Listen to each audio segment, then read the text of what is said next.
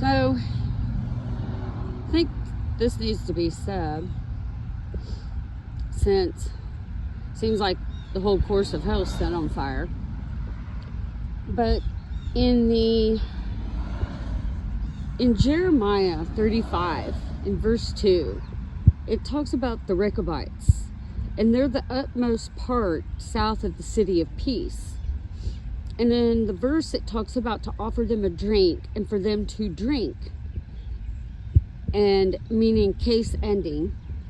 And the wine in the verse, God's awakening for vengeance, which is also confirmed in Psalm 78:65. In Solomon, verse 1, or chapter 1, verse 2, love is better than wine.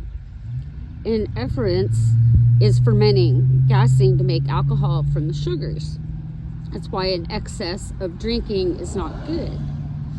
And it symbolizes excess, moral decay, divine judgment when consumed irresponsibly. So this is associated with celebration and covenantal blessings.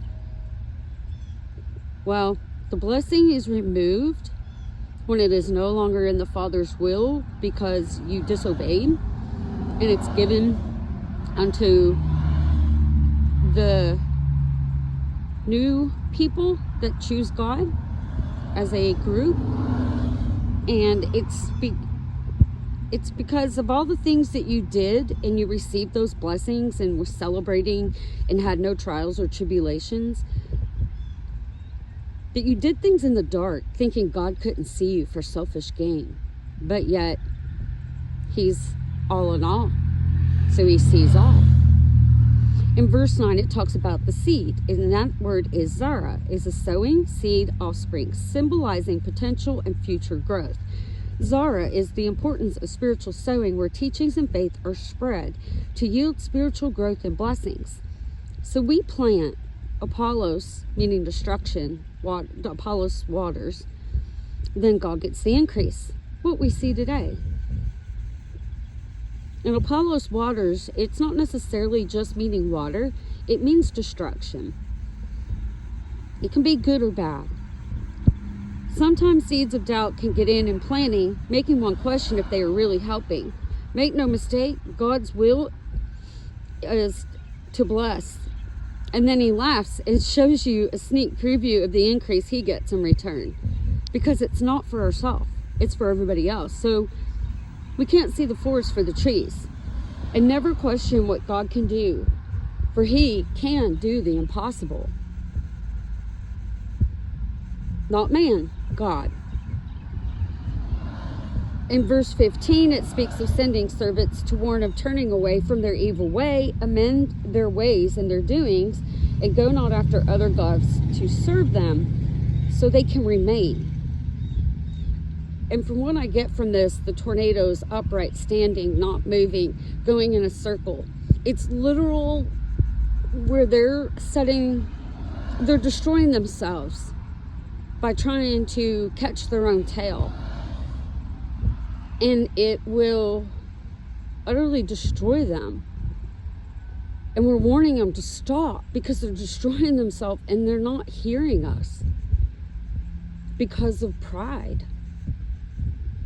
So disobedience to God makes null and void the current covenant that they have due to pride and a haughty spirit.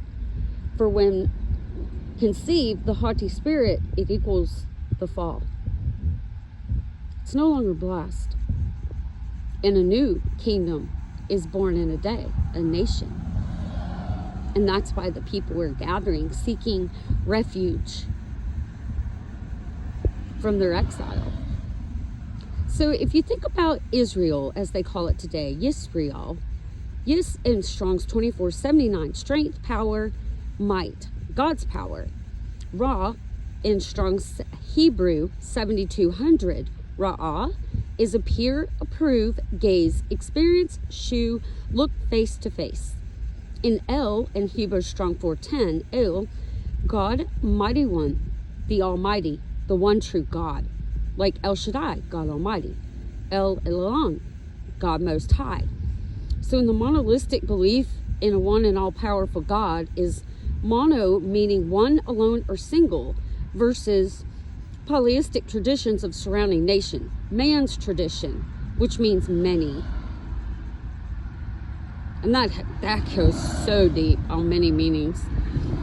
But the testing period is given to one with a measure of faith that was given unto them. So whatever trials and tribulations you are going through, make no mistake, God has a purpose for it, and that just shows you your measure of faith, and you have to endure.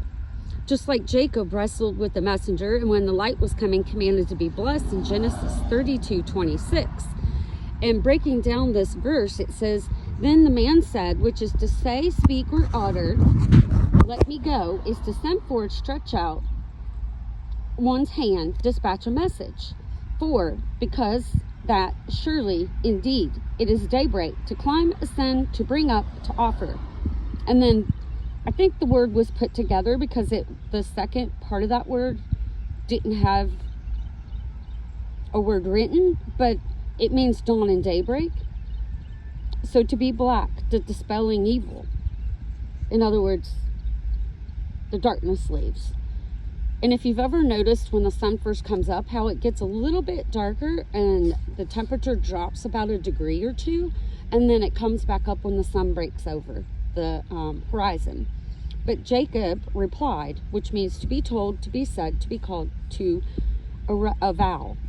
And it says, I will not, before time, nothing, no, not, let you go, to be put away, divorced, or sent off, unless, for because, when, if, surely, and indeed, that. And then there was a word not given, but there was a word saying that there was a word, is if, whether, or through. And then it says, you bless me, to kneel, to bless God, to speak well of, happy.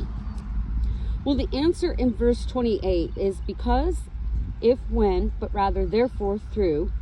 And there's an empty slot again with a word, conditional clauses, possible situations, oath, but rather.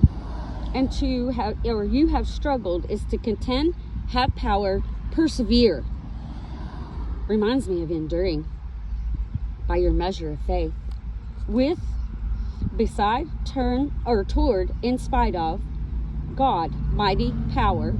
And with is against, toward, as long as, beside, in spite of, men, servant, mankind, champion, man, husband. And you have prevailed, to endure, to be able, to reach, to overcome, victor, to have ability, and have strength. Don't doubt what you're going through right now. It is, it's to bless you. Just keep going, keep getting up. If you've done something wrong, just turn from it. A righteous man falleth 7 times and gets back up. Righteousness is not of ourselves, it's of God. That righteousness is by faith, by enduring. Man has lied to us, but God's setting the record straight. So even though Jacob was a heel holder, his persistence to be blessed, knowing the monolithic belief that one God is sovereign. Mono, one, the only one. Our tongue is full of deadly poison. A small member of the body makes great boast. What a great spark, the forest is set on fire. And it corrupts the whole person, sets the whole course of his life on fire. Is itself set on fire of hell. The tornadoes that I saw everywhere, they're destroying themselves, and we're telling them to stop. Just be still. Because if you don't, you're destroying your own self. So in Proverbs 18:32, which is a book of wisdom, death and life are in the power of the tongue, and those who love will eat of its fruit. Those who love will eat of its fruit. The 9 fruits of the Spirit. Which means if you have no fruit, it's utter destruction. In Proverbs 13:3, whosoever guards his mouth preserves his life. He who opens wide his lips comes to ruin. The haughty spirit before the fall.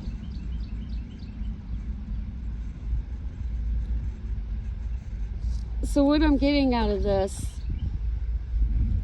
you know, the world was given unto initially God's people. That was by birth. And then the Gentiles were grafted in. They've been in control all this time. But now, grafting in the original branches with the branches of the Gentiles to make one nation. But it's by freedom of choice. You decide your own fate from your own wells of your own mouth. And right now, I see where they're trying to curse those who want to be a part of God's kingdom that won't be blessed. Haven't you read of Baal and Balaam, where he tried to get him to curse the people and instead he blessed them? There is no mistakes. And this will come to pass.